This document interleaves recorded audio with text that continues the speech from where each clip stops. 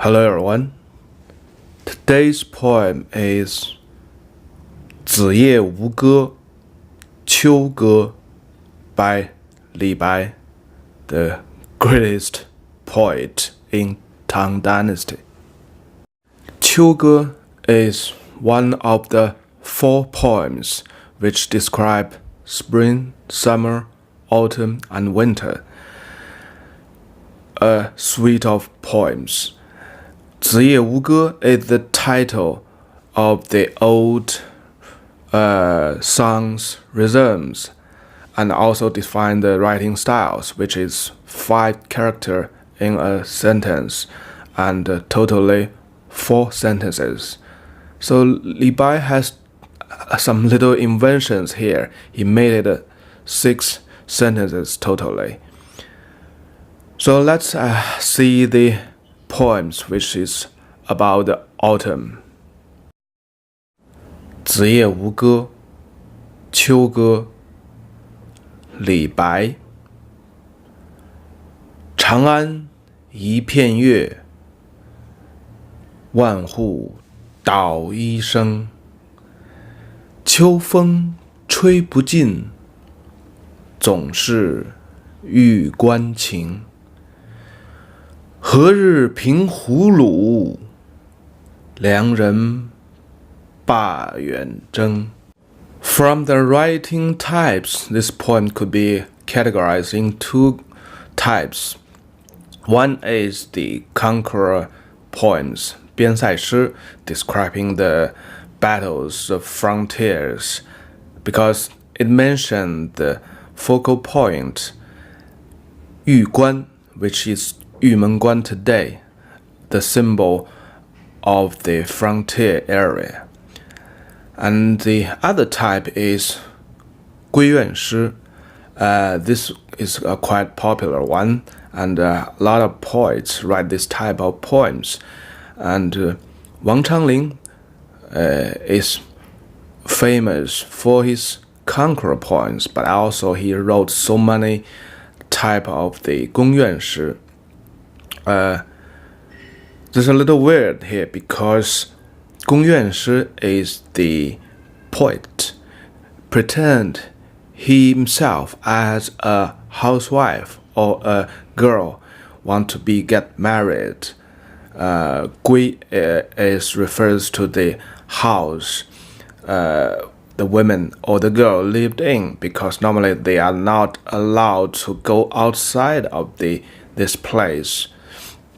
So they just have so many feelings and thinkings, but locked in that house or her own house. And the similarity, the both type or the conqueror poems or the 闺怨诗, the women's sorrows poem, is the woman or the girl want to get married. They devoted himself to her husband or her lovers, and her husband or lovers in other sense is sort of the lord for her. And that's the situation in the Asian China, because the women and the men is not equal. And the poet who want to contribute to the country, so they should get a sort of the position or in the government, and they serve the emperor, their lord, a little bit same way as a woman serve her husband or her lover. So they see the similarities. So a lot of poets, they write this kind of poems, and it could be a little weird for today and even for today's Chinese, but that's very quite popular in Tang dynasty and in the poems of Tang.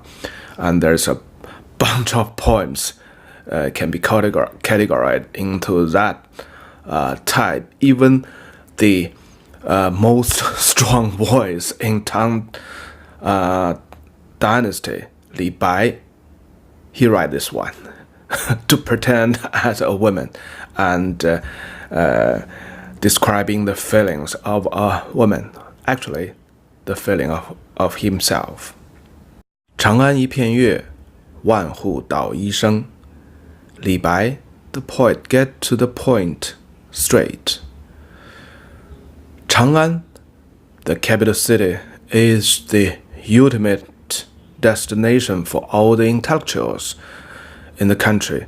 They want to go to the place to get a position, to contribute to the country, to get fame, to get wealth. And also the capital city is a mega city that time. It got 1 million people. Normally, a huge city is just over several 100,000 people. But Chang'an City, a mega city in that time. And 一片, a piece of, is a very smart word. Even with that huge mega city of Chang'an, the capital city, it still share a piece of moonlight with the huge empire, with the huge population across the country. So you see the mega city is big, and now it only share a piece of the moonlight, and you see the vast, huge empire of the Tang dynasty. And also the last word, 月, will definitely give you the focal point of this poem. Remember this, whenever you saw the word 月, the moon, in a classic poem, even in some of the article or essays of today, it always refers to thinking about someone in a very remote place, your family members, your best friends. Today we have the cell phone, email, WhatsApp, WeChat, and that connects with your best friends, your families, very easily. In the ancient time, when the friends and families, they departed, maybe they will never see each other in the whole life again. And the only thing you can share, or your friends your family members can share with you, or you share with each other, is the moonlight or the moon. So in a nice evening, you saw the moonlight, especially a full moon, you will very easily think about your best friends, your family members, is looking at the full moon at the same time. And that's the only thing your people can share with each other. And this is a very common practice, to think about your best friends and your family members. And the Mid-Autumn Day is the full moon day, a festival. Is all about this. But actually, in everyday life, whenever you saw the moon, it doesn't matter it's a full moon, or it's a half moon, or it's a crescent moon. For the Chinese people, even today, it's quite easily to arouse the feeling for yourself, to think about your family, your best friends. 万户捣衣声.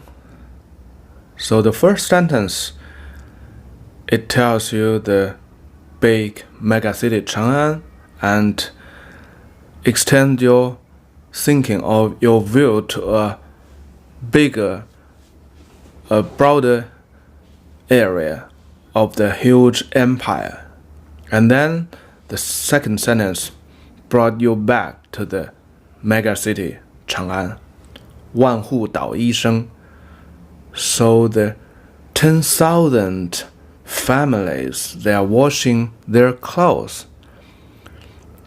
导衣, because in the ancient times, even until 40 years ago, when you went to a countryside village, you will see this washing style very easily. They use a stick to punch on the clothes, the wet clothes on the rock, and this will make the clothes clean. So that's the washing clothes method in the ancient China, and not it until very recently, actually.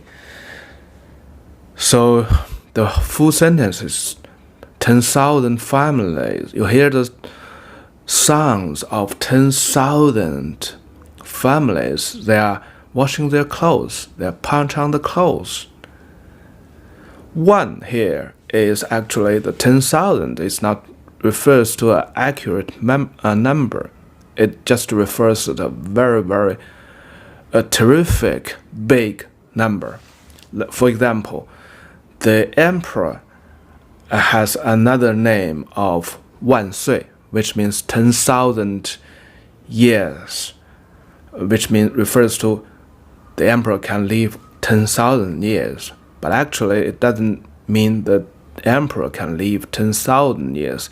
It means the emperor can live a very long lifetime, maybe rather much longer than the 10,000 years. So the 1 is the biggest decimal name in the Chinese numbers. So it doesn't, in a lot of cases, doesn't refer to a very accurate number. It just it's the biggest number, or a number big enough that you cannot imagine. So because the Chang'an cities of with 1 million people populations, so definitely it's far more than 10,000 families. So as far as you know, the word of one, the usage in Chinese, you will know it's not refers to a dedicated or accurate number. So let's look at the two sentences together. So the first one is just like a TV camera. It focuses on the magnificent megacity of Chang'an, which is under a moonlight, a very nice, peaceful picture. And then the camera goes to the vast empire of Tang dynasty. And then the second sentence, it could be a very near camera, just focus on one family, but the sound is big because the neighborhood and the Chang'an cities all punching their clothes from the sound. All the city, the women in the cities washing the clothes and punching on the clothes. You have the scenery or have the sounds just in two sentences. Is that great and magnificent? 秋风吹不尽，总是玉关情. So the third sentence, 秋风吹不尽, the wind of autumn is endless. So we have the space in the first two sentences, and in the third sentence we have the time. It's autumn time. Normally the autumn is a time of harvest, and also we have the Mid-Autumn Festival, which is to thinking about the family members, best friends.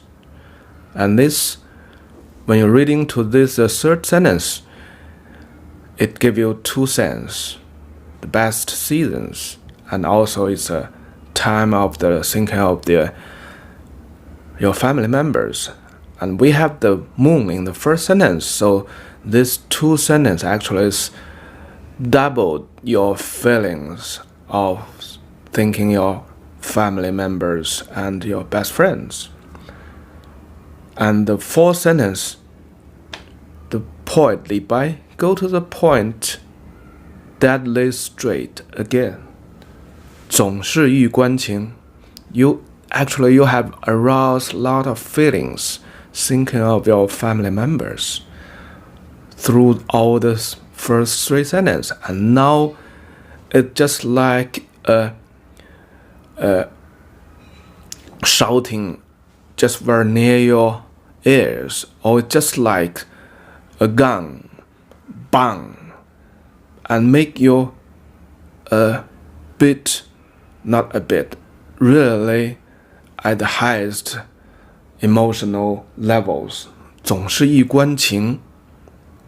The Chinese people normally sing indirect, and but this sentence go to the direct to your emotional and feelings. It's all about the synchronous your feelings on the 玉门关. 玉关 is 玉门关, block castle in the northwest frontiers. It's a symbol for the frontier areas. So here, this fourth sentence combines everything together.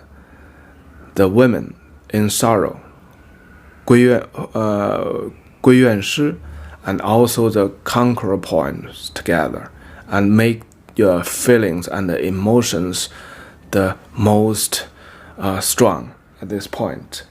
And a lot of people said this poem actually will be terrific with the first four sentences, because there's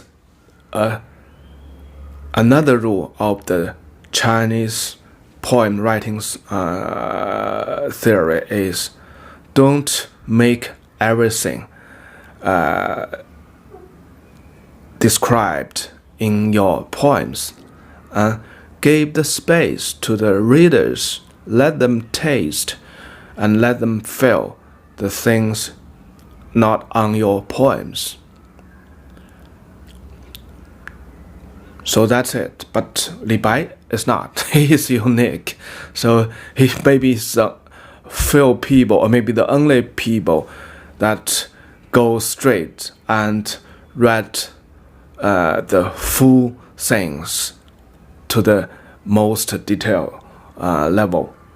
So he had fifth and sixth sentences, and this is also his invention, because with this rhythm and this type of the poem, 子夜吴歌, it should be only four sentences. 何日平胡虏，良人罢远征.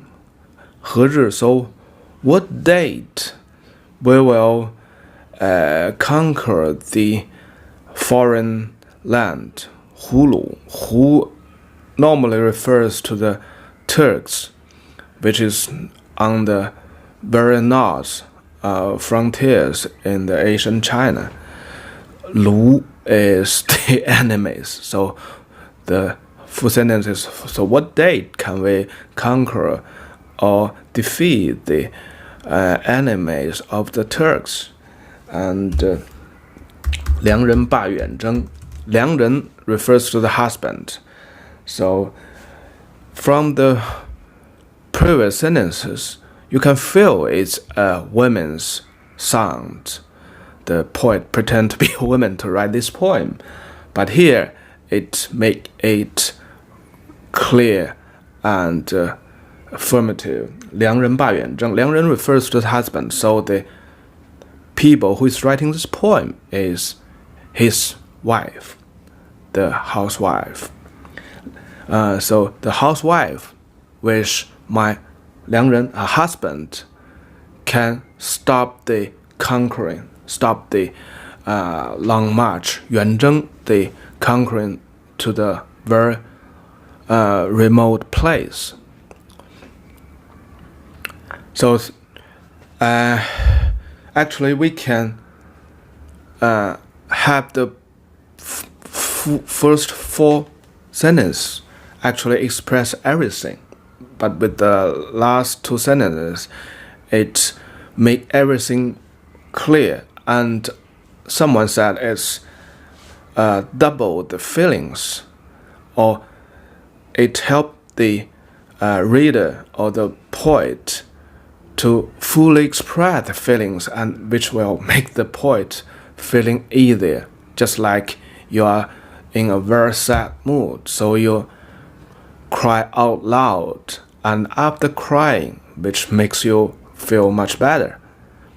So there's so many explanations of the last two sentences, good or not. And that's also another way, theory on the classic Chinese poem, 诗有达姑, which means a poem can be explained in many ways.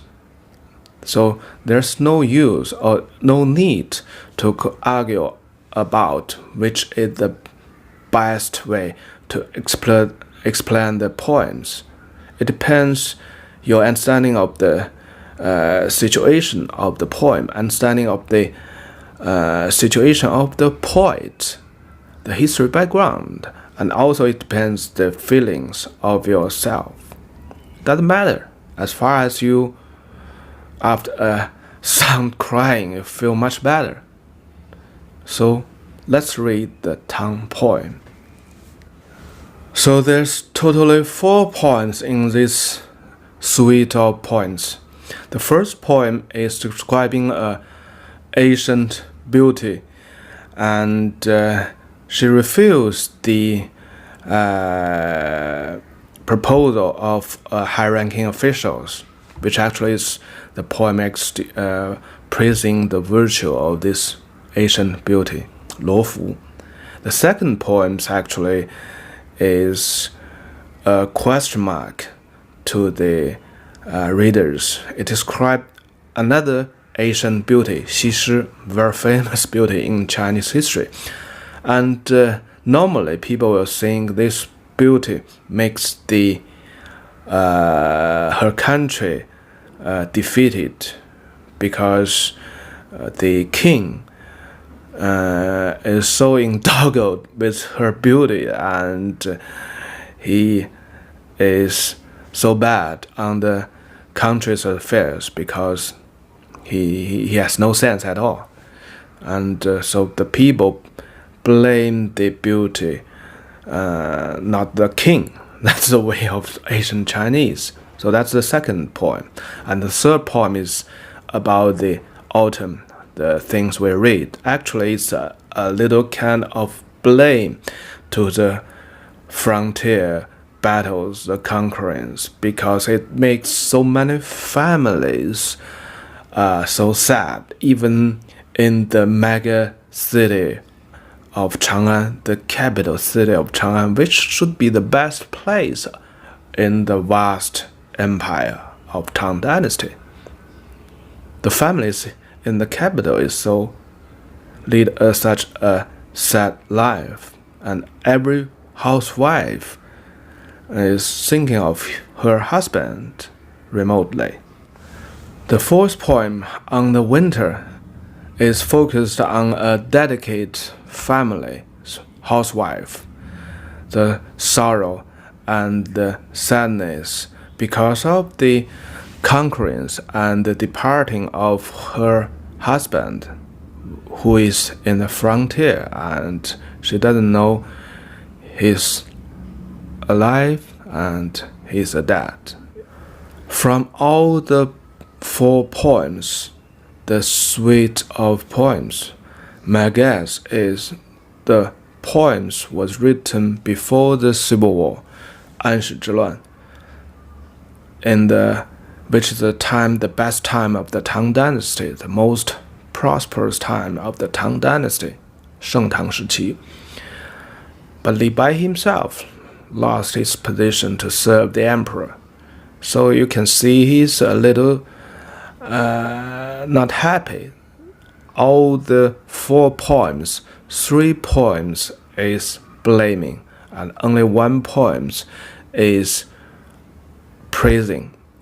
Anyhow, the praising is not to serve the high-ranking officials, which implies not to serve the emperors. To serve the emperor is not good. So all the other 3 is blaming to the conquerors, to the wars. So in a very simple plain thinking, if the Li Bai is in a good situation, he wants to contribute to the country, he would praise the war.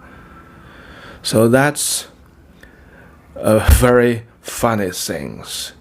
The real world doesn't change him, but the poet Li Bai himself, he was changed something, and his will on the surroundings, on the world changes.